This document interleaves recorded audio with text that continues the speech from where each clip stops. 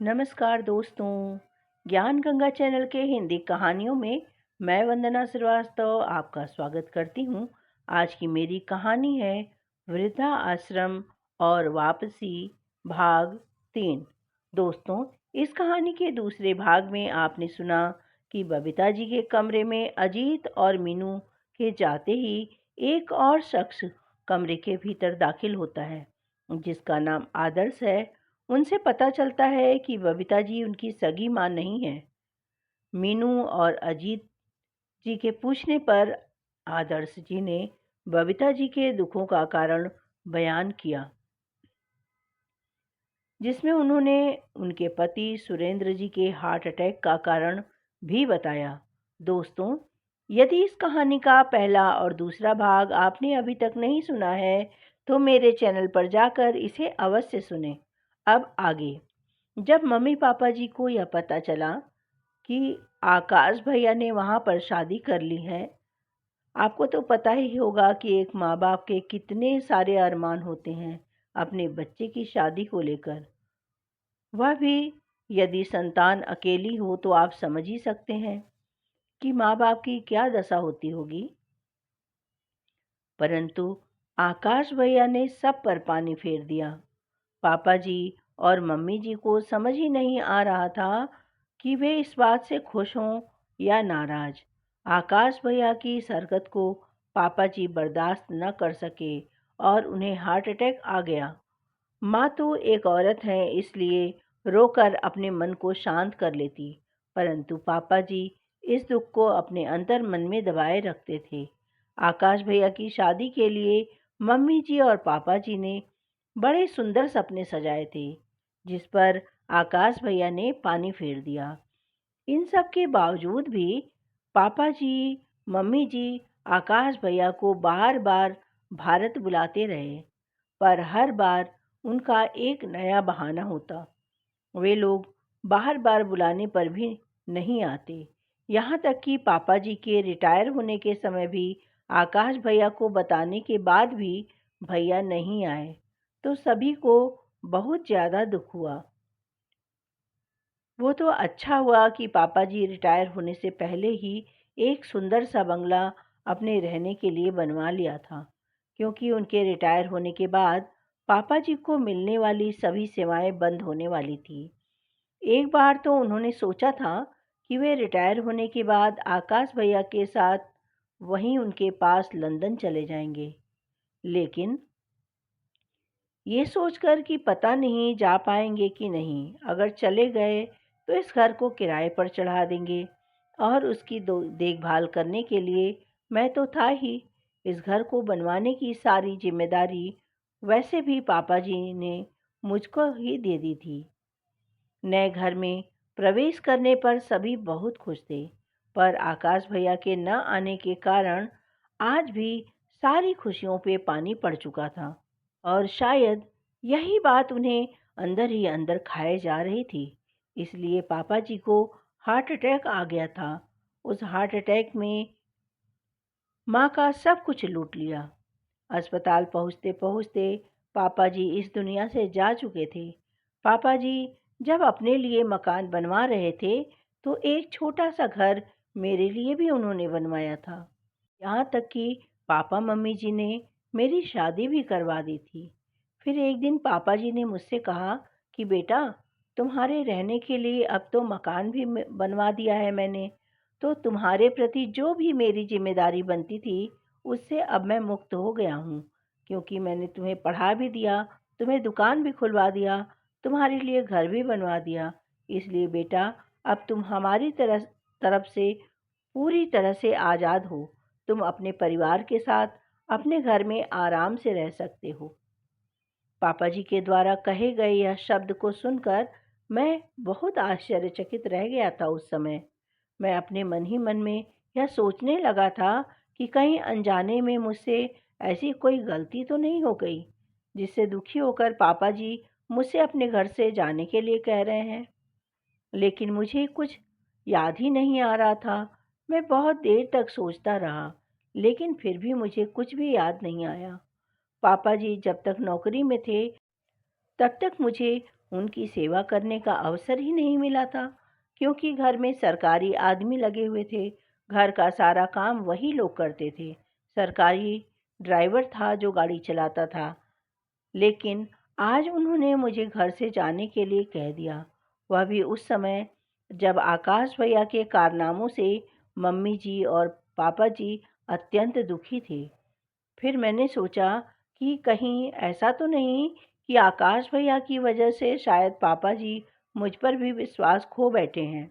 वे शायद यह सोच रहे होंगे कि मैं उनके एहसानों के तले दबा हुआ हूँ, इसी कारण मैं उनसे कोई बात नहीं कर पा रहा हूँ। इसके लिए अलग होने की हिम्मत भी नहीं जुटा पा रहा हूँ। यही सोचकर मेरी आंखें भी नम हो गई थी। अपने मन की गहरी पीड़ा लिए हुए दुखी मन से मैंने उनसे पूछा कि पापा जी, आखिर मुझसे ऐसी कौन सी गलती हो गई है जिसकी वजह से आप मुझे अपने घर से निकाल रहे हैं और अलग रहने की बात कर रहे हैं? पापा जी, यह मेरा परम सौभाग्य है कि आप दोनों के रूप में मुझे दोबारा माता पिता मिले, और बचपन में ही मेरे जन्मदाता मुझे छोड़कर चले गए, यह तो मेरा दुर्भाग्य नहीं तो और क्या है पापा जी। अब मुझे दोबारा आप अनाथ न कीजिए, मुझे अपने से अलग न कीजिए। माँ, मुझे अपनी ममता की छाँव में रहने दीजिए, अपनी सेवा का अधिकार दीजिए, मुझसे सेवा का अधिकार मत छीनिए पापा जी। इतना कहकर जब मैं फूट फूट कर रोने लगा और फिर कहने लगा कि पापा जी, आज आप दोनों की बदौलत ही मैं सम्मानजनक जीवन जीने लायक हुआ हूँ। ऐसे कठिन समय में मैं आप लोगों को अकेला छोड़कर नहीं जाना चाहता हूँ। जब आपको मेरी सबसे अधिक आवश्यकता है, यदि मैं आपको अकेला छोड़कर चला गया तो मैं अपने आप को कभी भी माफ़ नहीं कर पाऊंगा। पापा जी, आप दोनों ने कभी भी मुझसे और आकाश भैया में कोई भी अंतर नहीं किया है, तो आज आप अपने इस बेटे को अपने से अलग रखने की बात कैसे कर सकते हैं? आपके द्वारा मुझे घर से जाने के लिए कहते समय आपके और मम्मी जी के चेहरे पर मैं दर्द का भाव भली भांति देख रहा हूँ। इतना कहते हुए मेरी आंखों से आंसू छलक आए थे, जिसको देखकर पापा जी ने मुझे अपने गले से लगा लिया और मुझसे वे कहने लगे कि बेटा, मैंने तो तुम्हें अपनी ज़िंदगी अपने हिसाब से जीने के लिए कह रहा था बस, और कुछ नहीं। तुम्हें तो मैं आकाश से भी ज़्यादा प्यार करता हूँ मेरे बच्चे। आकाश तो हम लोगों को वहाँ जाकर भूल ही गया है, लेकिन बेटा, तू तो मेरे जिगर का टुकड़ा है रे पगले। मम्मी जी ने भी मेरे सिर पर बहुत प्यार से हाथ फेरकर मेरे माथे को चूम लिया। तब मैं पापा जी से और मम्मी जी से बोला कि यदि आप वास्तव में मुझे अपना पुत्र मानते हैं, तो अब आप कभी भी मुझसे अलग रहने की बात मत कहिएगा। अपने माता पिता की सेवा करने से मैं वंचित रह गया था, लेकिन आज जब आप दोनों के रूप में मुझे दोबारा माता पिता मिले हैं, तो मैं और मेरी पत्नी अपने अंतिम सांसों तक आप लोगों की सेवा करते रहेंगे। मेरी बात सुनकर पापा जी ने फिर से मुझे गले से लगा लिया और बोले कि ठीक है बेटा, यह तुम्हारा ही घर है। आज के बाद मैं तुम्हें इस घर से जाने के लिए कभी नहीं कहूँगा। मैं ही नहीं, बल्कि कोई भी तुमसे इस घर से जाने के लिए नहीं कहेगा। कोई नहीं निकालेगा तुम्हें बेटा। मेरे लिए पापा जी ने जो घर बनवाया था, उसे अब हमने किराए पर उठा दिया था, और मैं और मेरी पत्नी पापा जी और मम्मी जी के साथ रहकर उनकी खूब जी जान से सेवा करते और उनका हर तरह से ध्यान रखने लगे थे। लेकिन आकाश भैया ने तो आना तो दूर, फ़ोन तक करना बंद कर दिया था।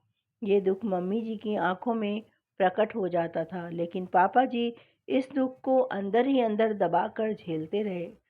परिणाम यह हुआ कि वह बीमार बहुत ज़्यादा रहने लगे।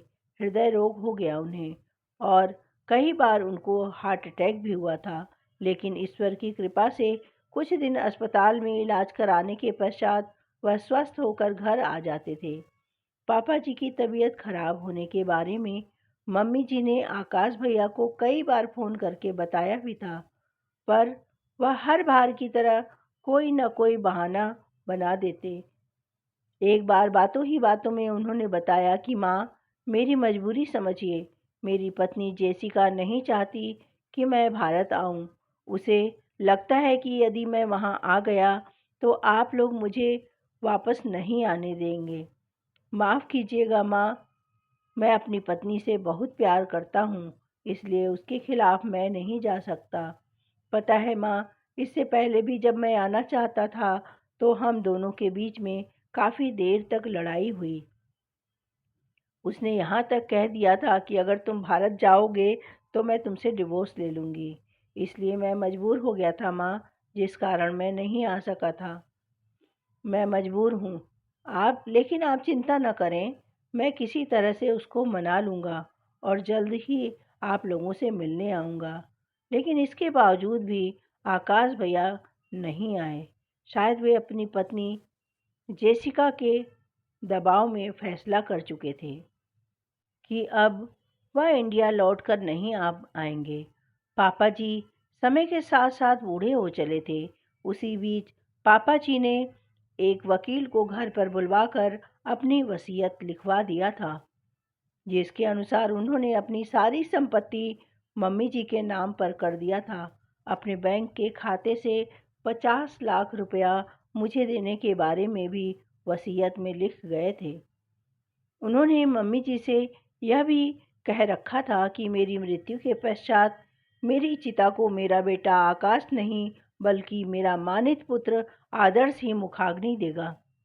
वैसे तो मुझे पता है कि मेरी मौत की खबर सुनकर भी वह नहीं आएगा, परंतु अगर भूले भटके वह आ भी गया तो यह अधिकार मैं उससे छीनता हूँ। और वसीयत लिखवाने के 15 दिन बाद ही पापा जी नहीं रहे। यह सुनकर अजीत और मीनू भी रोने लगे।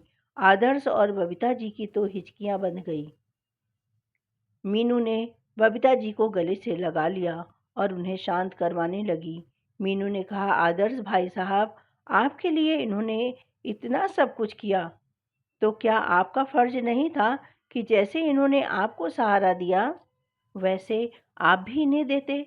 आखिर आपके होते हुए भी माँ जी वृद्धाश्रम में क्यों रह रही हैं? आदर्श ने कहा, भाभी जी, अभी तो आपने जो कुछ सुना वह तो कुछ भी नहीं है। आगे की कहानी तो और दर्दनाक है। अगर आप सुनेंगी तो आपके पैरों तले जमीन खिसक जाएगी।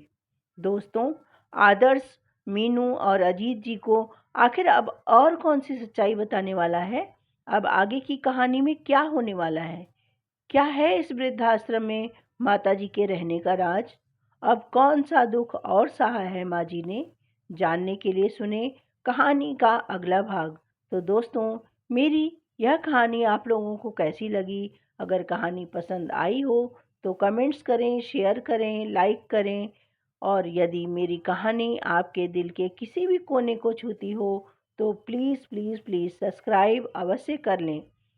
दोस्तों, आपका एक एक लाइक और कमेंट्स मेरे लिए बहुत वैल्यू रखता है, इसलिए लाइक और कमेंट्स अवश्य किया करें दोस्तों। मिलती हूँ इस कहानी के अगले भाग के साथ। तब तक के लिए अपने इस दोस्त को आज्ञा दीजिए। धन्यवाद। बाय बाय मेरे प्यारे दोस्तों।